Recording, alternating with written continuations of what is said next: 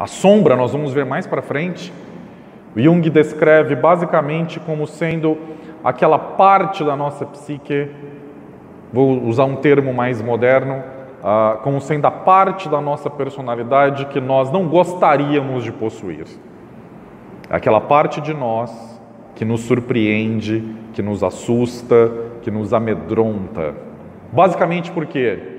Porque é a parte de nós que não está de acordo com a nossa fantasia de um ideal sobre nós mesmos.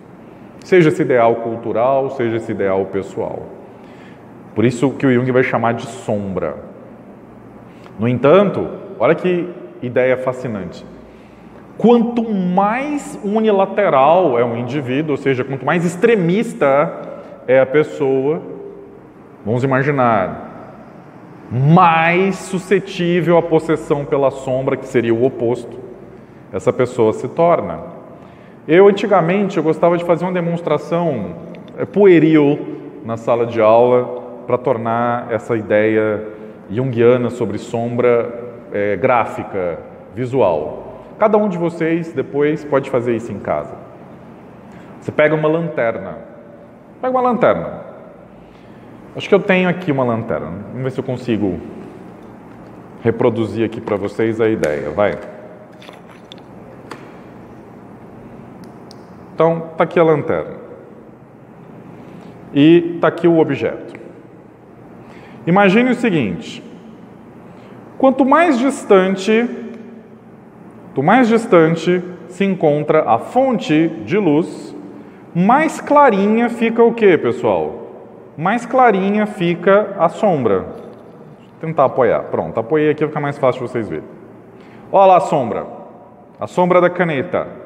Quanto mais afastada está a fonte de luz, mais tênue é a sombra. Quanto mais intensa é a fonte de luz, mais densa é a sombra. Vamos entender a fonte de luz como sendo a nossa atitude consciente. Vou citar o exemplo que é clássico do dia a dia da prática clínica. Vamos falar da expressão da sexualidade.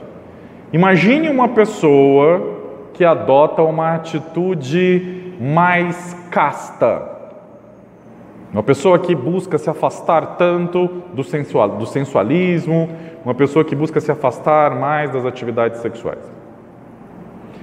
Qual é o problema? Nenhum.